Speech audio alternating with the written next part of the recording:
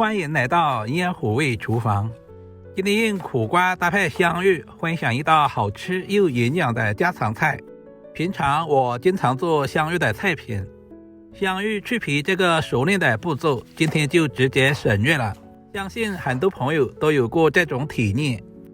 親手削香芋皮的時候，手會又麻又癢，因為香芋含有天然的植物生物鹼，接觸皮膚容易產生刺激，所以最好戴上一次性手套。今天的香芋有點大，我們只需要1/2就可以。把香芋切成視頻中這樣的斜刀塊，斜刀切出來，紅切面更大，受熱面積更廣，烹飪的時候容易受熱，成熟度也更快，不會出現未熟離生的情況。全部切好放在盤中備用。簡單處理一下苦瓜，清洗乾淨的苦瓜頭尾切掉一小部分，再把苦瓜對半切開，裡面的瓜子、瓜瓤還有苦瓜內壁這一層白色的筋膜一定要徹底刮乾淨。大家記住，苦瓜絕大部分的苦味素都聚集在這些瓜瓤和白膜裡面。處理乾淨之後，炒出來的苦瓜才清爽不苦澀。苦瓜處理完之後，先切成4等份，再切成1.5到2公分左右的寬條。我們盡可能的切均勻一些，使其在後續烹飪過程中成熟度一致。苦瓜要好吃，提前處理也非常的關鍵。往裡面加入小半勺的白糖，白糖可以有效的淡化苦瓜本身的苦味，中和寒性，還能锁住苦瓜脆弱的色澤，口感更加脆嫩爽口。素菜要好吃，香味足，配菜也不能少。我們準備一些薑蒜切成片，因為素菜本身的味道偏清淡，加入薑蒜能夠去除苦瓜和香芋自帶的青澀異味，很好的提鮮增香，讓整道菜的味道更有層次感。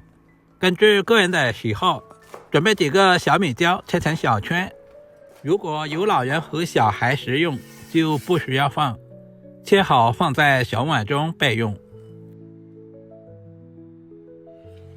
經過10分鐘左右的醃製，苦瓜也已經醃製的差不多了。分享一個小技巧，醃製苦瓜千萬不能加食鹽，不然醃出來軟塌塌的，而且特別鹹，口感也會大打折扣。苦瓜不需要清洗，控水撈出，放在盤中備用。食材準備就緒，我們開始操作。起鍋加入食用油，油溫燒熱以後，把香芋倒在鍋中，先把香芋下鍋煎一下，全程保持中小火慢慢煎，把香芋表面煎至定型，煎乾表面多余的水分，這樣煎過的香芋後續燜煮不容易散爛，吃起來味道一點點微酥，內裡軟糯香甜，一直煎到香芋的表面呈現微微金黃的狀態。一般在飯店我們都是用油炸的方式，但是在家裡面那樣不方便操作，而且油太多，吃着也不健康。煎成视頻中這樣就可以了。把香芋直接撈出來，放在肉勺裡面，充分控乾油分。不用飯鍋，鍋裡底油，下入準備好的苦瓜，全程開中小火，把苦瓜表面的水分煎乾，同時煎出香味。很多朋友喜歡用焯水的方式，其實焯過水之後，苦瓜的營養和口感都會大打折扣。苦瓜又稱之為涼瓜，是一種低熱量、高營養密度的藥食同源蔬菜，每100克僅含22千卡的熱量，卻富含多種維生素、礦物質和生物活性成分，營養價值在瓜類蔬菜中名列前茅。炒至苦瓜的表面呈微微金黃色，下入切好的薑蒜，快速翻炒均勻，把薑蒜炒出香味。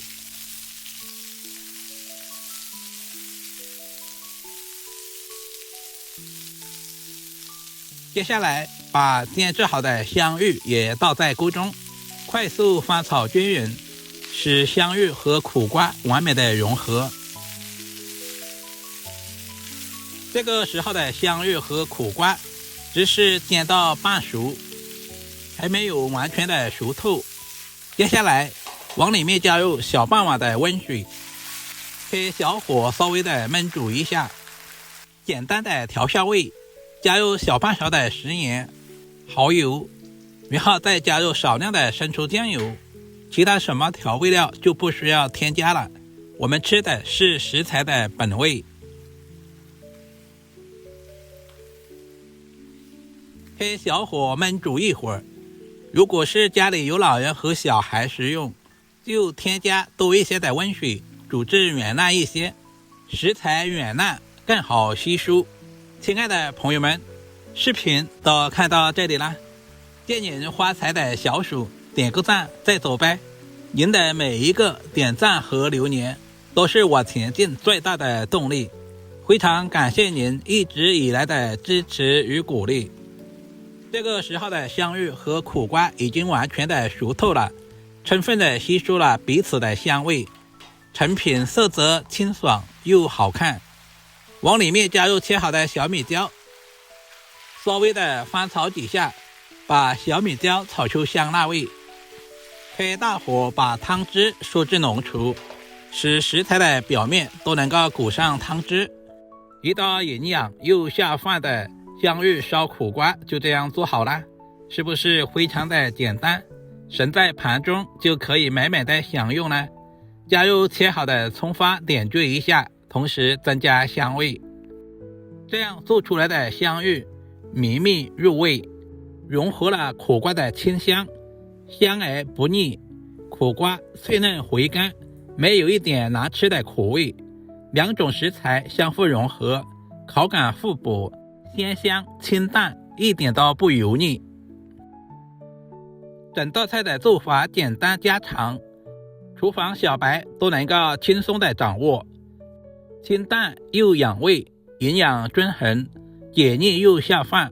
喜歡家常素菜的朋友一定要收藏起來試試這道苦瓜炒香芋。不管是平常作為家常菜，還是用來招待客人，都是非常的有面子。人間煙火，簡單美食，好好吃飯，認真生活。我是煙火味廚房阿光，我們下個視頻再見吧。